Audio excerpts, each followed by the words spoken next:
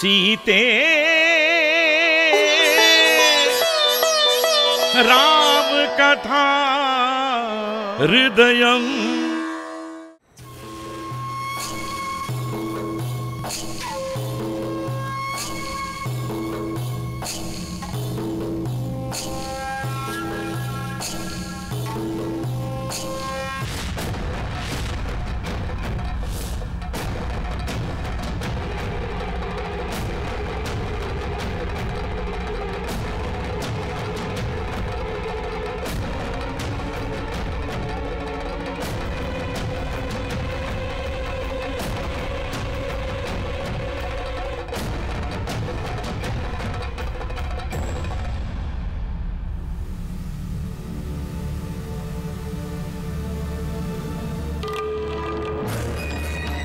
जय जय विजयी भव लंकेश्वर।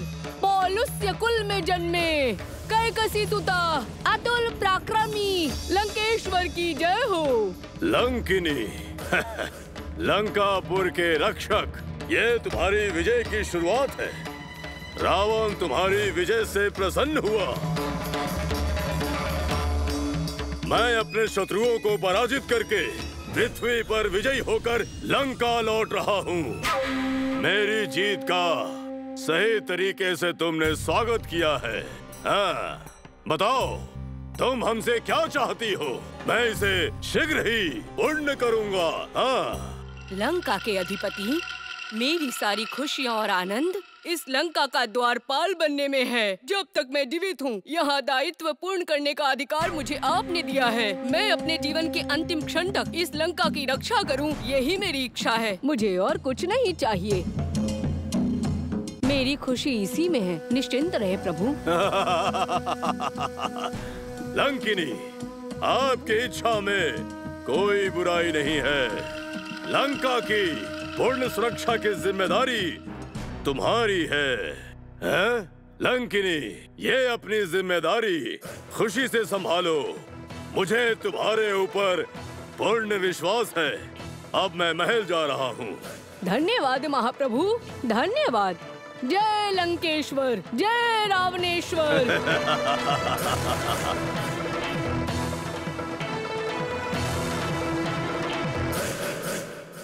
तत्पश्चात क्या हुआ स्वामी? एक बार फिर से गंगा अपने अस्तित्व को लेकर चिंतित हो गई। वो असमंजस में थी।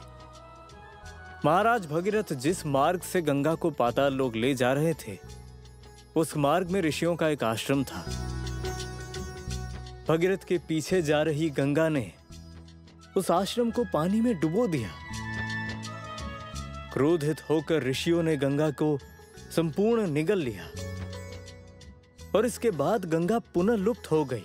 यह देखकर उसने महर्षि से प्रार्थना की।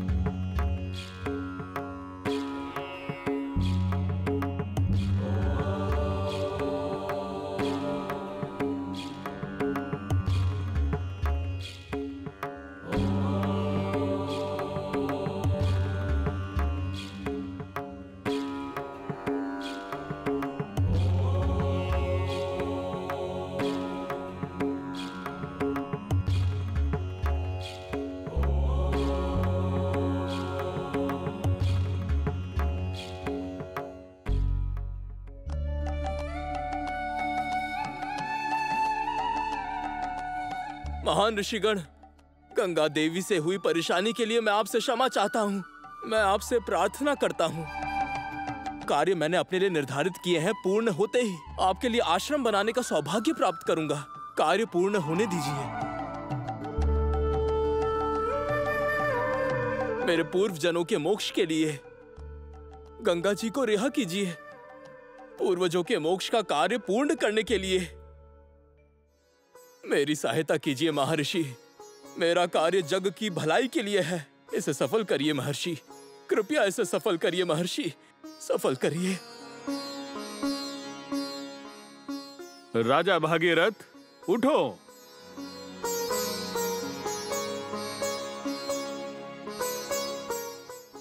भागीरथ, तुम्हारे अच्छे विचार देखकर गंगा के अहंकार को क्षमा करता हूँ। अपने पूर्वजों के मोक्ष के लिए उस गंगा को छोड़ रहा हूँ।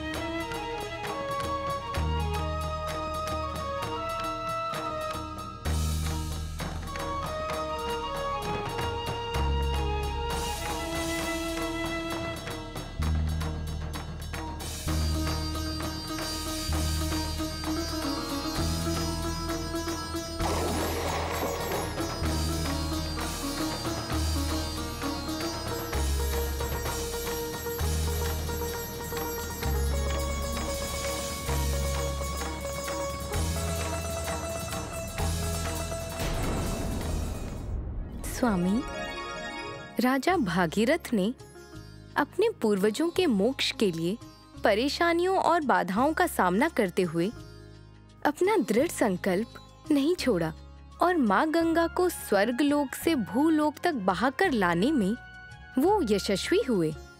ये कथा हमारे लिए अद्भुत है ना? ये सत्य है सीते। मानवीय प्रयास, ईश्वरीय कृपा और अच्छे कर्म, यदि सारी इच्छा शक्तियां एक साथ मिल जाए तो कुछ भी साध्य हो सकता है देवी। महाराज भगीरथ ने कुछ भी असंभव नहीं किया। विश्व को उन्होंने दिखाया कि यदि मनुष्य प्रयास करता है तो सब कुछ संभव हो सकता है। स्वामी, परमेश्वर की महाशक्ति के सामने यदि कोई शक्तिशाली होते हुए भी उनमें अहंकार आ जाता है तो वो शक्ति विहीन हो जाते हैं और ये बात संसार के लिए सीख है। हाँ सीते, हमारे वंशज भागीरथ हैं। महाराजा का चमत्कार है। बुरा अंत हुआ तो दूसरा हरिश्चंद्र महाराज। मैं इसे पुनः पुनः कहता हूँ और हमेशा कहता रहूंगा। अयोध्या से लेकर मिथिला नगरी तक लक्ष्मण विश्वामित्र सहित वहां से निकले तो उन्होंने हमें अच्छी अच्छी कहानियां सुनाकर हम पर बड़ा उपकार किया है। ये सब बातें मैं तुम्हें अवसर आने पर बताऊंगा। हमारे वंश के महान पुरुषों की गाथाएं सुनना मेरे पूर्व जन्म का पुण्य है, ऐसा प्रतीत होता है।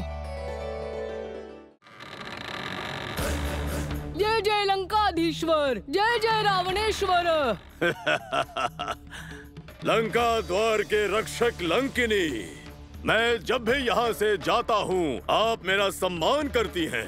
क्या आपकी ये आदत है या रावण सचमुच विजयी होगा इस विश्वास के साथ आप आदर करती हैं?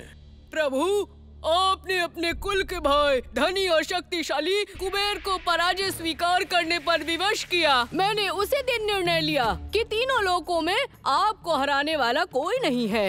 उस दिन जो मेरे अंदर आत्मविश्वास आया वो अब तक नहीं गया और आगे भी नहीं जाएगा।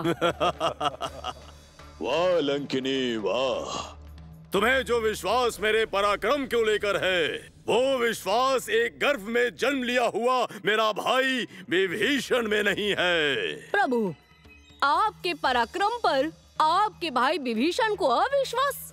मुझे विश्वास नहीं हो रहा। हाँ, स्वयं बड़े भाई अपने भाई का पराक्रम पर अविश्वास दिखाता है तो उस पर विश्वास करना दयनीय है। उसको सहन भी नहीं कर सकते। प्रभु, ये सारी बातें आप अनसुनी कर दें। आपसे कोई जीत नहीं सकता। विजयी आपकी ही होगी। लंकेश्वर की जय हो, रावणेश्वर की जय हो। वाह वाह लंकिनी, वाह वाह। मैं यात्रा पूरी करके वापस आऊंगा, तब तक तुम प्रतीक्षा करना।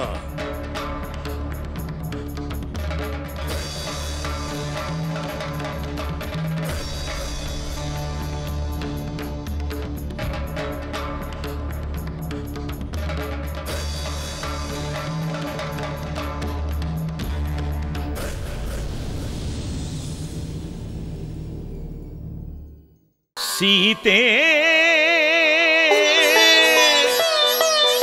राम कथा हृदयं